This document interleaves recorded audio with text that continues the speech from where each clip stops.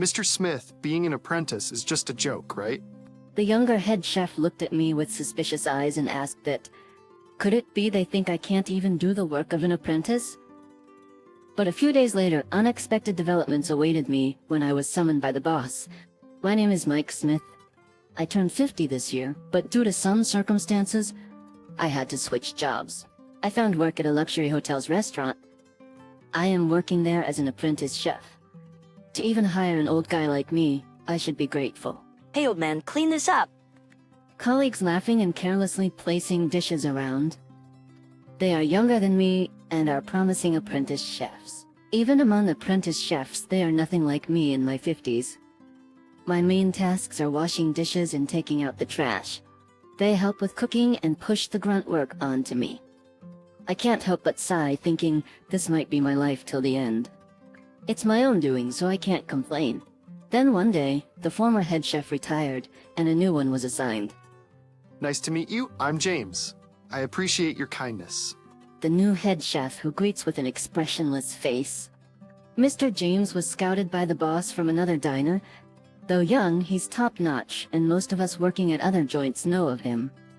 He's incredibly talented. However, with his mechanical-like lack of emotion and precision in his dishes, some folks jokingly wonder, is he a robot on the inside? But Mr. James quickly fit right in the kitchen, and before long he's shown as a dependable head chef. There's a world of difference between him and someone like me, who's always stuck washing dishes and taking out the trash. He probably doesn't even remember my name. I couldn't help but feel down on myself.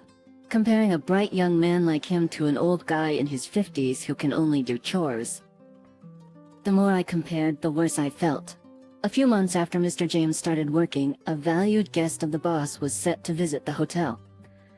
The restaurant decided to serve a special course meal that wasn't usually on the menu. We need everyone's cooperation.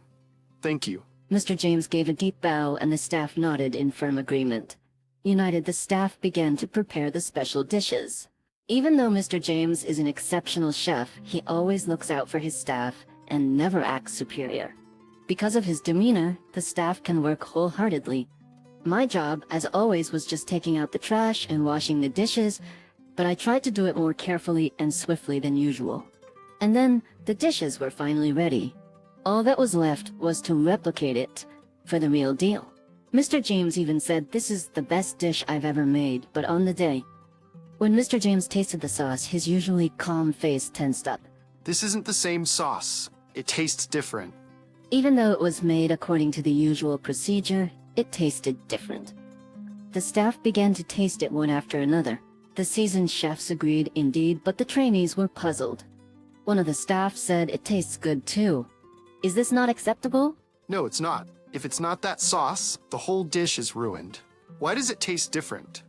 Mr. James and the chefs began discussing, trying this and that.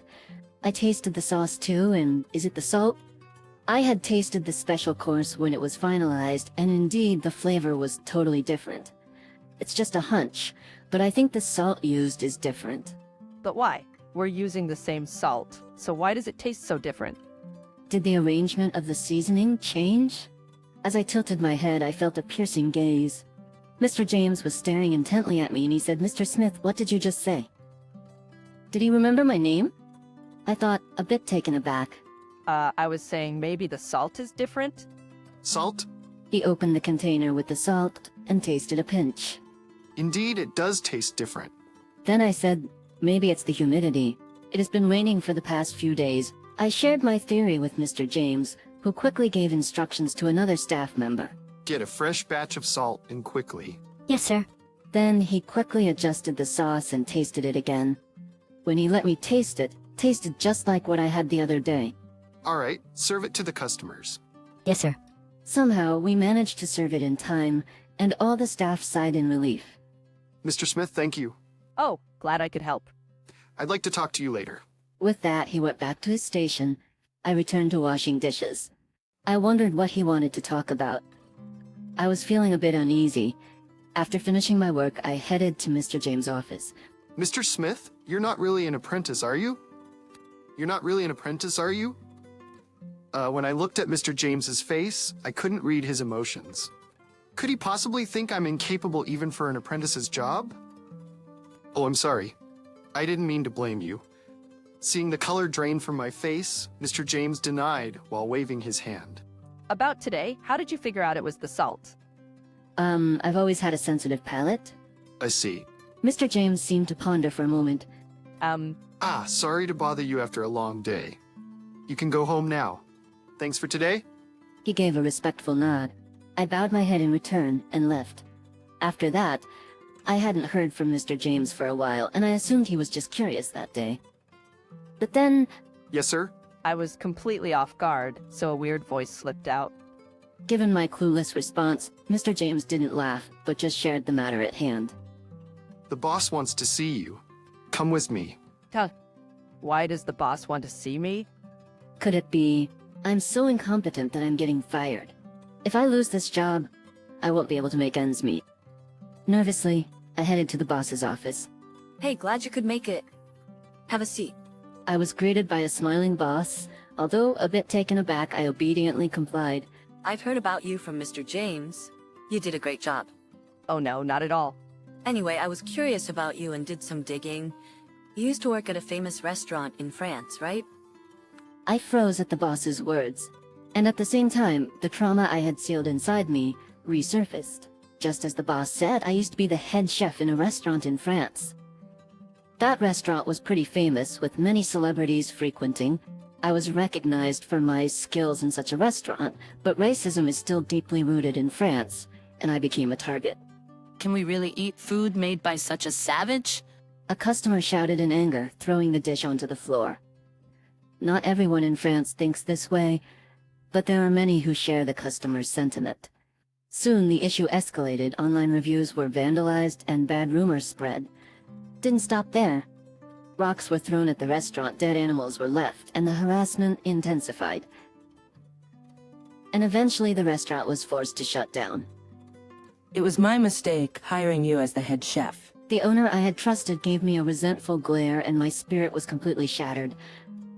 I gave up my path as a chef and returned from France. After that, I worked various part-time jobs back home, but I couldn't stay away from the world of cooking. I returned as an apprentice chef. Even after having my heart broken so much, even after having my pride as a chef shattered, I want to be involved in cooking all my life. That's why I'm here now. Upon hearing my story, Mr. James showed a surprised expression, breaking his usual poker face. I never knew you worked at that restaurant. I've been there once. The dishes were truly amazing. The boss nods in agreement. Having someone as skilled as you as an apprentice is a loss for our hotel. Knowing about your painful past, would you use your culinary skills for our hotel? The boss said, looking straight into my eyes. I shifted my gaze to Mr. James next to me, and he also earnestly requested, "Please, show us those wonderful dishes once more. I'll do anything you need." I could strongly feel the sincere emotions of the boss and Mr. James. In France, I lost my confidence. I was devastated, thinking my cooking skills were just that. But in doing so, there was someone who truly craved my cooking. Knowing this, I felt an overwhelming joy, almost to the point of tears. If you're okay with someone like me, With those words, the boss's face brightened instantly, grabbing my hand tightly. Even Mr. James, who rarely showed emotion, had a soft smile on his face. Seeing both of their genuinely happy expressions, I couldn't help but smile too. Afterwards, I was promoted to the position of sous chef. This was an unusual promotion from a mere kitchen apprentice, and many around were taken aback. Even after Mr. James explained my background, the majority remained skeptical. So, you'll believe in his skills once you see them, right? At Mr. James's request, I served my dishes to the skeptical staff, their doubtful faces, up until the moment they tasted my cooking. But with just one bite, those expressions transformed into sheer astonishment. Overhearing their genuine praise, I couldn't help but pump my fist in triumph. Having had my pride shattered in France, seeing their delicious expressions gradually restored my confidence. And eventually, all the staff accepted my position as the sous chef.